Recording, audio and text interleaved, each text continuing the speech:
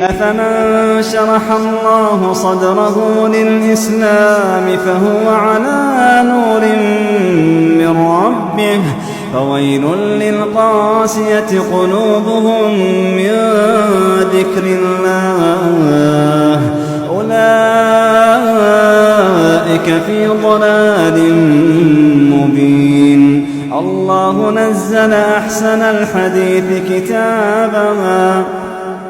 الله نزل أحسن الحديث كتابا متشابها مثاني تقشعر منه جلود الذين يخشون ربهم